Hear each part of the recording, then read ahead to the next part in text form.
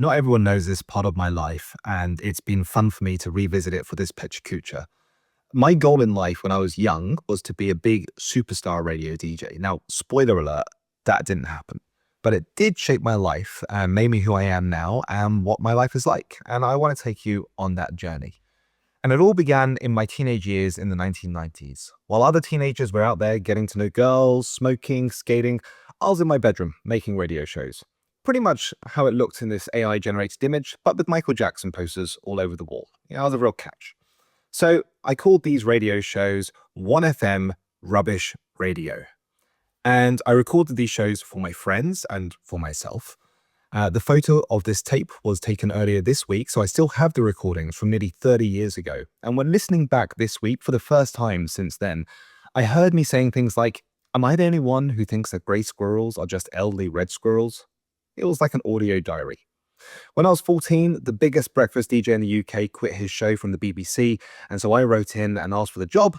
The program controller actually did write back. Obviously, I didn't get it, but I did get work experience at the Beeb a few years later, and I've spent lots of time in the studios because of all the Michael Jackson interviews. Plus, I now know the guy who does that breakfast show. And then in 1999, I visited my granddad in hospital, and while I waited, bored, I picked up a magazine for the hospital radio station, Radio Northwick Park. Now, this was the sliding doors moment for me that changed my life forever. Picking up that magazine led me to where I am and who I am today. But before we get ahead of ourselves, what the heck is hospital radio? It's a very British thing. Volunteers run a radio station that's based in a hospital, and they play music and requests and usually visit patients for companionship.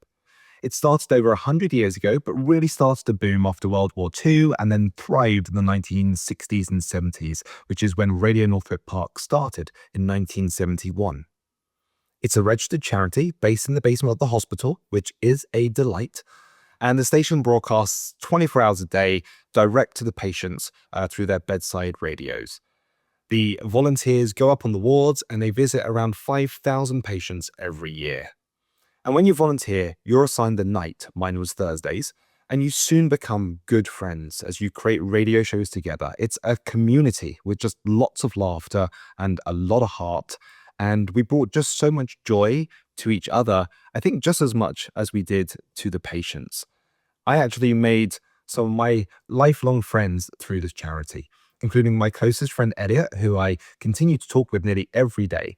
And we've had friends from radio come to visit us in America, and these people have provided me with some of my happiest memories. I never, ever tired of going down and volunteering. But let's talk about the radio shows because, hey, it's a radio station. So over 17 years, I had 5 different shows. A lot of show tunes, as musicals is one of my favorite genres, and a tech show as well. And I still have the recordings of many of the shows that I did with my friends Ellie and Els. And even now, every now and then, I'll put them on just to reminisce. They still make me laugh. I also did celebrity interviews. These were just some of them, mostly British celebs. Cliff Richard, down there at the bottom, he's actually the 3rd biggest artist in the UK, only behind the Beatles and Elvis.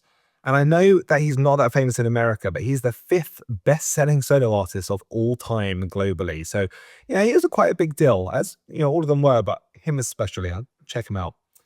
Now, I want to talk about patient visiting, which was more important than radio shows, in my opinion. It's very lonely being in hospital. Some patients would never get visitors, especially the elderly. And so our volunteers go around the wards every single day and chat with patients and keep them company. On Christmas Day mornings, we'll even go to the kids' wards and give out presents. And while on the wards, we'll also ask what song they'd like for our daily request show, and you'd get a real mix of sentimental, classic, and funny requests. We'll give the patient a shout out on air, say their name, something about them, and we'll do competitions as well so they can call in and win some prizes and goodie bags. It was a real personal experience for the patients. In 2004, I joined the committee. I took on the role of program controller, and I was in charge of the schedule and training presenters.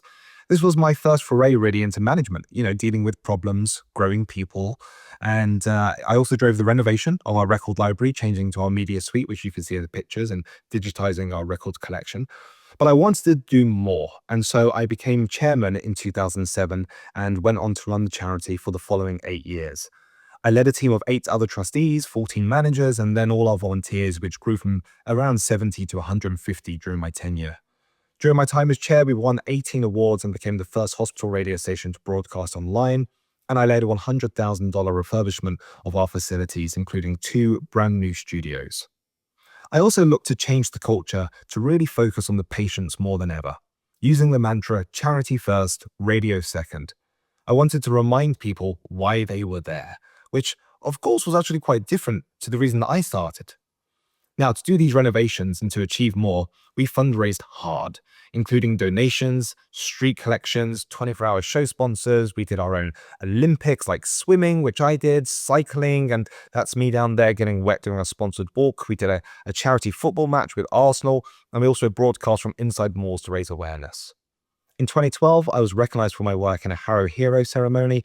Harrow in London is where the charity is based. And that Christmas, I even turned on the Christmas lights with the town mayor. You can see I was very excited in that picture. Now, there's much more to tell you about this chapter of my life, but one important thing that I haven't mentioned yet is that this is where I met my wife, Jade. Our common love of music and wanting to help people brought us together. I'm indebted to my life at radio, as it made my life what it is today. It taught me manager and people skills, presentation skills, and above all, it of course gave me my beautiful family. Now this summer, we went back for the first time in nearly a decade during my sabbatical and actually visited the radio station again. And it was great to see it. It was an opportunity to show our kids, hey, this is where mum and dad met and this is what we did. And I may not be a superstar DJ, but the experience and this journey changed my life forever.